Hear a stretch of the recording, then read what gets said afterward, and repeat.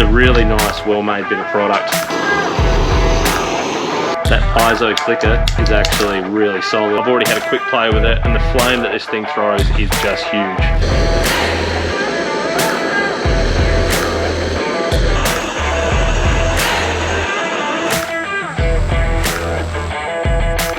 How perfect.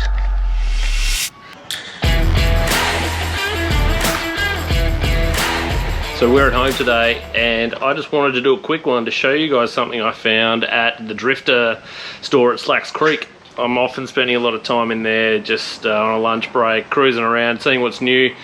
I really like the store because it shows and has a lot of material and bits and pieces that you don't find in a typical camping store.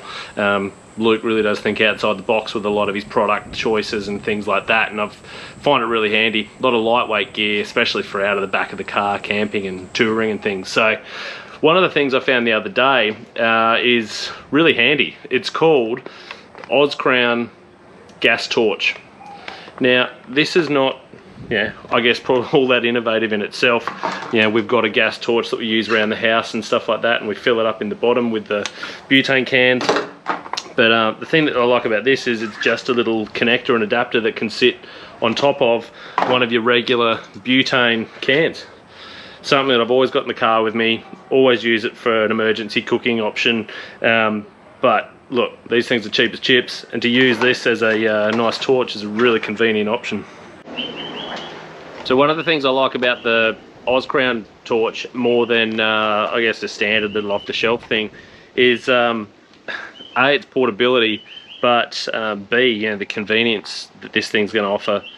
Being able to just throw it on the back of the car and screw it onto any gas canister that I've got lying around is going to be a real advantage. So the AusCrown cost me $27. I've had a look online as well, and look, that's comparative with price with everything you can see online. So yeah, real good value. Pretty straightforward little unit. Trigger action, has a little piezo, or piezo, whatever you call it, little sparker inside, and fully adjustable flow gauge at the back. So fitting this on, straightforward, locks into place. There's a really nice key fit in there, so there's only one way to do it, can't get it wrong, and it locks on. So once it's on, it's on. To fire this up, just crank up a little bit of pressure, you can hear the gas running, and trigger.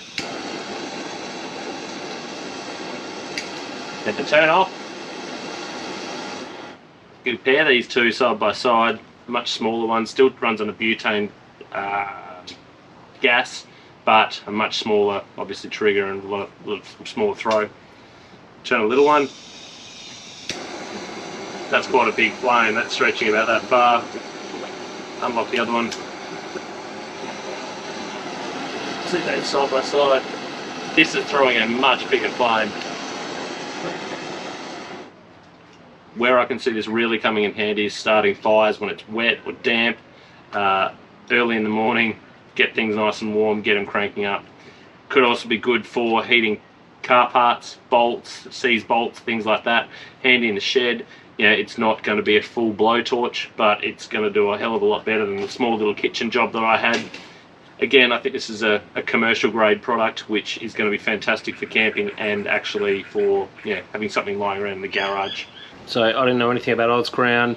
I did a bit of research. It's actually a company that was founded in Hong Kong by a guy delivering gas bottles throughout restaurants and commercial services. So in 1988 they actually moved out to Australia and started an office and a showroom in Melbourne. So they're now an Australian based company, probably manufacturing still out of China, something like that. But where we want to try and support Australian businesses. This is a really nice, well-made bit of product. It's a very thick housing around it. The mechanism is very strong for fixing it to the bottle. That clicker, that piezo clicker, is actually really solid, and it feels really nice.